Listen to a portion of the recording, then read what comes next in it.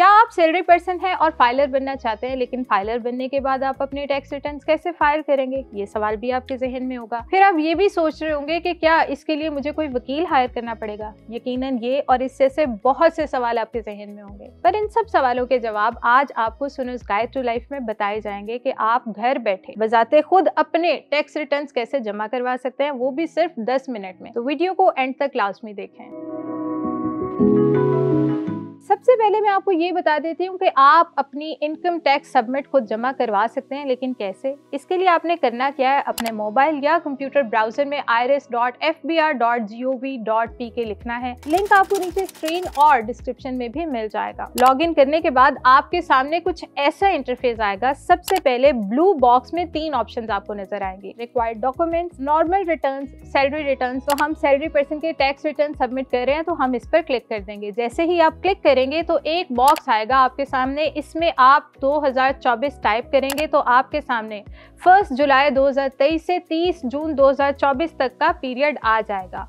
आप इस time duration पर क्लिक करेंगे और कंटिन्यू कर देंगे। जैसे ही आप क्लिक करेंगे तो आपके पास एक फॉर्म आएगा जिसमें सबसे पहले आपके पास एम्प्लॉयमेंट का ऑप्शन आएगा। जैसे ही आप उस पर क्लिक करेंगे तो वो मजीद कुछ ऑप्शन शो करेगा, जिसमें सबसे पहले पे वेजेस में आप अपने पूरे साल की ग्रॉस सैलरी कैलकुलेट करके लिखेंगे, जो आप अपनी पे स्लिप से भी कैलकुलेट कर सकते हैं। यहाँ पर मैं आपको ये बता दूं कि जिसकी सालाना ग्रॉस सैलरी 6 लाख से कम है, इस पर किसी किस्म का कोई टैक्स नहीं होगा। लेट्स सपोज मेरी सैलरी सालाना 4 लाख है, तो मैंने एग्जेम्प्ट में कुछ नहीं लिखना, क्योंकि ये एग्जेम्प्ट नहीं होती। 6 लाख से नीचे कोई टैक्स नहीं होता, तो सिस्टम इसके ऊपर किसी किस्म का कोई टैक्स कैलकुलेट करके आपको नहीं शो करेगा। ये मैं आपको अभी शो भी करवा देती हूँ। जैसे मैं इधर लिखूंगी अपनी सैलरी, तो अपर राइट कॉर्नर में ग्रीन कलर में कैलकुलेट का बटन आप देख रहे होंगे। जैसे ही आप उस पर क्लिक करेंगे तो अमाउंट टैक्स फ्रॉम एग्जेम्प्ट में 0 आ जाएगा, मतलब आपका टैक्स 0 है इस सैलरी पर। लेकिन जिनकी सालाना सैलरी 6 लाख से ज्यादा है, उस पर कितना टैक्स आएगा ये भी अभी देख लेते हैं। लेट्स सपोज मेरी सैलरी 10 लाख है। यहाँ 10 लाख अगर मैं लिखकर कैलकुलेट करती हूँ तो लेफ्ट साइड पर सेकंड बॉक्स में पहली ऑप्शन आप देख रहे होंगे, टैक्स चार्जेबल पेमेंट। इस पर आप क्लिक करेंगे तो कुछ ऑप्शंस आपकी सामने आएंगे। लास्ट पर एक ऑप्शन है कंप्यूटेशन की। इस पर आप क्लिक करेंगे तो जहाँ पर आपने अपनी सैलरी लिखी थी उसे स्क्रॉल करेंगे तो एडमिटेड इनकम टैक्स में आपको टैक्स अमाउंट शो हो जाएगी। वो आपका सालाना टैक्स है जो लाजमी आपने पे करना है। लेकिन सैलरी पर्सन तो पहले से ही टैक्स दे रहे होते हैं, उनकी कंपनीज तो ऑलरेडी उनके टैक्स डिडक्ट कर लेती हैं, तो वो अपनी पे स्लिप्स लाजमी अपलोड करेंगे। लेकिन उससे पहले उनको क्या करना है कि वो एडजस्टेबल टैक्स पर क्लिक करेंगे और सैलरी एम्प्लॉय में अपनी सालाना ग्रॉस सैलरी लिखेंगे। जैसे मेरी 10 लाख थी और टैक्स डिडक्टेड में अपने टैक्स की अमाउंट लिखेंगे, जैसे मेरी 9,972 थी। लिखने के बाद वो वापस कंप्यूटेशन पर क्लिक करेंगे तो system admitted income tax amount उनको खत्म कर देगा और टैक्स चार्जेबल में आ जाएगा। तो सैलरी पर्सन इन शॉर्ट कोई भी टैक्स पे नहीं करेगा। लेकिन यहाँ पर एक चीज़ का ख्याल ज़रूर रखना है कि आप लोगों ने अपनी पे स्लिप्स और इनवाइसेस ज़रूर संभाल के रखनी है। यहाँ पर एक और बात आपने याद रखनी है कि FBR के पोर्टल पर अपनी ग्रॉस सैलरी लिखनी है, नेट सैलरी कभी भी मेंशन नहीं करनी। अब इसके बाद आपने क्या करना है, टैक्स चार्जेबल के नीचे एक और ऑप्शन है वेल्थ स्टेटमेंट की। इस पर क्लिक करना है तो नीचे कुछ ऑप्शंस आप देखेंगे। इसमें रिकंसिलिएशन ऑफ नेट एसेट्स पर आप क्लिक करेंगे तो राइट साइड पर एक बॉक्स है। इसको अगर आप थोड़ा स्क्रॉल करेंगे तो एक ऑप्शन है इनफ्लोज, इस पर आप क्लिक करेंगे तो पहली ऑप्शन इनकम डिक्लेयर्ड ईज पर रिटर्न फॉर द ईयर में आप अपनी सालाना इनकम लिखेंगे। जैसे मेरी 10 लाख में लिखूंगी, जिनकी कम है वो कम भी लिख सकते हैं।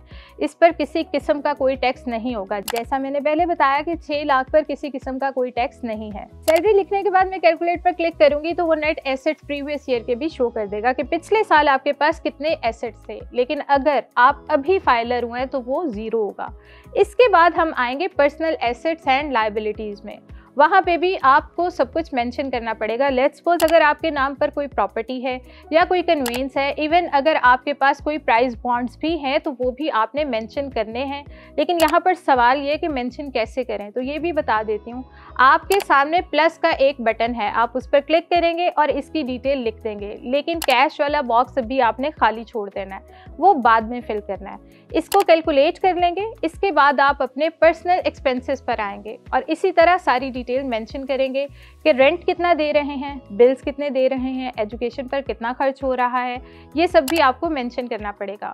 सालाना सारे एक्सपेंसेस आप इकट्ठे कैलकुलेट करके भी लिख सकते हैं। जैसे मैं लिख देती हूँ कि मेरा सालाना खर्चा 8 लाख है और कैलकुलेट पर क्लिक कर देना है। इसके बाद आपने दोबारा रिकंसिलेशन में जाना है और देखना है कि अनरिकंसिलाइड अमाउंट आपकी कितनी है, वो वहां से कॉपी करनी है और पर्सनल एसेट्स एंड लायबिलिटीज में जाकर कैश का बॉक्स जो हमने खाली छोड़ा था वहां पर पेस्ट कर देनी है। अब दोबारा से आप अपनी अनरिकंसिलाइड अमाउंट चेक करें, वो वहां पर 0 हो जाएगी और जैसे ही वो 0 हो जाएगी तो सबसे ऊपर सेव आइकन है, आपने उसको क्लिक कर देना है और साथ ही सबमिट का ऑप्शन है, उस पर भी क्लिक कर देंगे तो वो आपसे एक पिन कोड मांगेगा। आप अपनी पिन एंटर करेंगे और सबमिट पर क्लिक कर देंगे। तो इस तरह सैलरी पर्सन अपने टैक्स रिटर्न्स खुद घर बैठ के जमा करवा सकते हैं। इस तरह की मज़ीद वीडियोस देखने के लिए देखते रहिए सुनो स्काई टू लाइफ ऑन सुनो डिजिटल।